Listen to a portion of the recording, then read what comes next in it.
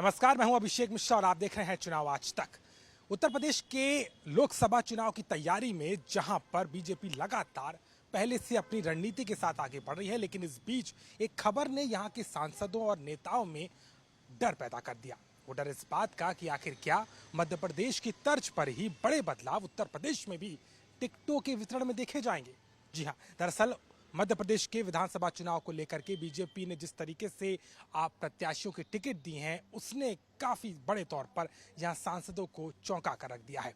मध्य प्रदेश की लड़ाई इतनी दिलचस्प और इतनी जरूरी है कि 3 केंद्रीय मंत्री, 7 सांसद और 1 महासचिव समेत कई बड़े चेहरों को उतारा गया है और इसके साथ ही साथ कुछ विधायकों की सीट से भी उनका टिकट काट दिया गया। ये सीधे तौर पर दिखाता है कि आने वाले चुनाव में उत्तर प्रदेश में भी इस तरीके का प्रयोग बीजेपी कर सकती है और यही कारण है कि यहाँ के सांसदों के अंदर इस बात को लेकर के संशय बना हुआ है। उत्तर प्रदेश की 80 लोकसभा सीट में मिशन 80 को लेते हुए बीजेपी कहीं ना कहीं एक बार क्लीन स्वीप करने की तैयारी कर रही है, लेकिन इसके लिए उसके आगे चुनौतियां भी बड़ी हैं। दरअसल सूत्रों के हवाले से माना जाए तो उत्तर प्रदेश को लेकर के पार्टी मध्य प्रदेश की रणनीति पर चलते हुए यहां भी बड़े बदलाव कर सकती है। इसमें खास तौर पर देखा जाए तो पिछले दिनों पार्टी की तरफ से एक आंतरिक सर्वे कराया गया। इस सर्वे में 2 दर्जन से ज्यादा सांसद के नाम ऐसे सामने आए जिनको लेकर के ना तो जनता का फीडबैक अच्छा है और ना ही कार्यकर्ताओं का। यानी कि एक तरीके से देखा जाए तो इन सांसदों का टिकट कटना तय माना जा रहा है। वहीं उत्तर प्रदेश में अपनी जमीन को मजबूत करने के लिए पार्टी केंद्रीय मंत्रियों पर दांव लगा सकती है। इसके अलावा कुछ बड़े चेहरे भी उत्तर प्रदेश में उतारे जा सकते हैं और सरकार के मंत्री, उत्तर प्रदेश सरकार के कुछ मंत्री भी विधानसभा के बाद अब लोकसभा का चुनाव लड़ते हुए नजर आएंगे। दूसरी बात, इसके साथ में एक बात और कही जा रही है, वो ये है कि जिन सांसदों की उम्र 75 के पार चली गई है, उनको भी इस फहरिस्त से हटाया जा सकता है। इसमें देखा जाए तो बड़े तौर पर कुछ वो सांसद हैं जो काफी सीनियर लीडर्स हैं, लेकिन अब पार्टी नए चेहरों को मौका दे सकती है।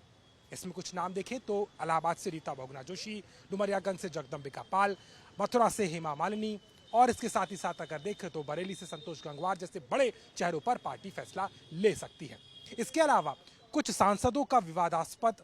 बयान और उनके पिछले विवादों को लेकर के भी पार्टी छवि को बदलते हुए एक बड़ा फैसला ले सकती है। इसमें पीलीभीत से सांसद वरुण गांधी, मेनका गांधी जो कि सुल्तानपुर से चुनाव लड़ चुकी हैं, सांसद हैं, और उनके अलावा अगर देखा जाए तो संघमित्रा मौर्य और गोंडा यानी कि केसरगंज से सांसद बृजभूषण शरण सिंह को लेकर के भी सुगबुगाहट तेज होती नजर आ रही है। ये कुछ नाम है जिनको लेकर के चर्चाएं फिलहाल चल रही हैं, लेकिन ये माना जा रहा है कि 2024 को लेकर के एक बड़ा बदलाव बीजेपी उत्तर प्रदेश में कर सकती है और मध्य प्रदेश के तर्ज पर जिस तरीके से लगातार एक बड़ा बदलाव किया गया, जहां पर केंद्रीय मंत्री से लेकर के सांसद और राष्ट्रीय महासचिव तक को चुनाव में उतारा गया, वैसा ही कुछ एक्सपेरिमेंट उत्तर प्रदेश की धरती पर भी देखा जा सकता है। दरअसल अगर सियासी समीकरणों को समझें तो उत्तर प्रदेश में बीजेपी के आगे सबसे बड़ी चुनौती समाजवादी पार्टी है और इस समाजवादी पार्टी का इंडिया अलायंस का गठबंधन होने के बाद कहीं ना कहीं उन क्षेत्रों में जहां कांग्रेस मजबूत स्थिति में है, ये लड़ाई और